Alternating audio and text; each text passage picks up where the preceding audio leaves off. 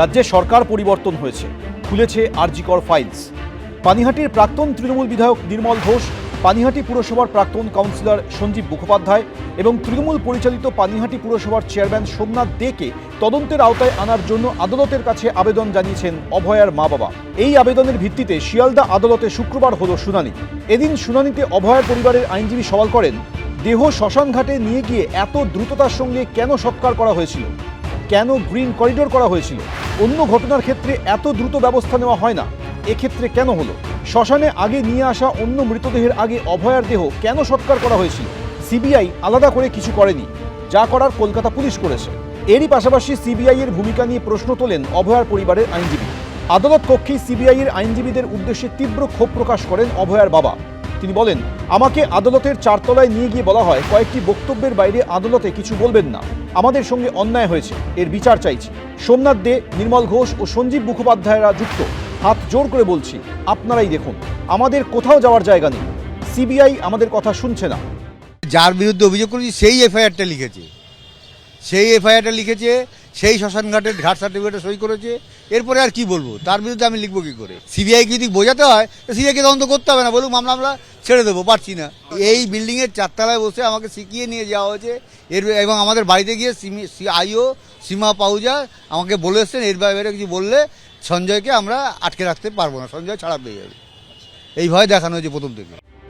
এরপর আদালত কক্ষে অভয়ার মা বলেন, সঞ্জীব মুখোপাধ্যায় বুঝিয়ে সব করিয়েছিলেন, বোঝানো হয়েছিল ফাঁক ফোকর নেই, হাসপাতালে যাওয়ার পর বসিয়ে রাখা হয়েছিল, আর ভিতরে মাছের বাজার তৈরি করা হয়েছিল। আমরা ওখানে 3.5 ঘন্টা বসেছিলাম, আমাদের দেখতে দেওয়া হয়নি, কিন্তু সেখানে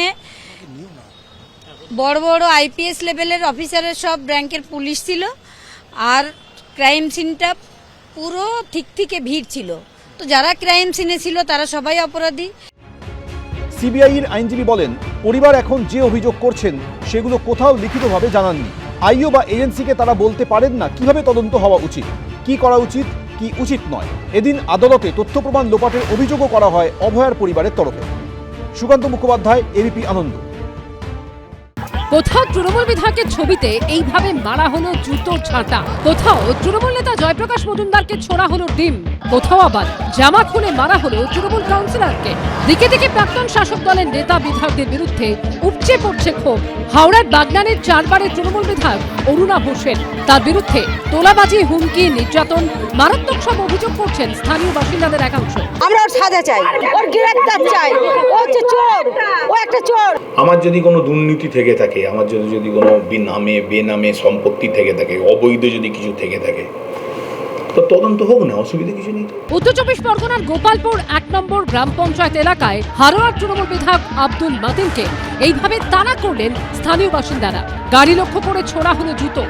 15 বছর যা অত্যাচার করেছে, ঘর বাড়ি ভাঙচুর, লুটপাট করা, ভেরি লুটপাট করা, চোর স্লোগান দিয়ে আমরা ওকে তাড়িয়ে দিয়েছি। তারা যে কথাগুলো বলেছে এটা তাদের শিখানো ভুল। বিধাননগরে তল্লাশিতে নিয়ে আসা হলে ধৃত তৃণমূল নেতা জয়প্রকাশ মজুমদারকে লক্ষ্য করে ছোড়া হলো ডিম। উঠল চোর স্লোগান।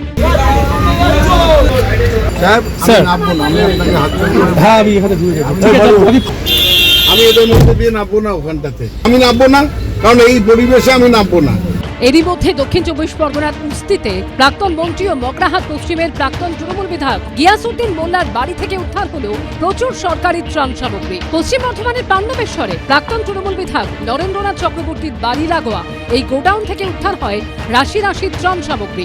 ভোটের আগে বাড়িতে বোমা মজুতের অভিযোগে ধৃত নন্দীগ্রামের তৃণমূল নেতাকে লক্ষ্য করে ছোড়া হলো ডিম। উঠল চোর স্লোগান। এবিপি আনন্দ। এবিপি আনন্দ, এগিয়ে থাকে, এগিয়ে রাখে।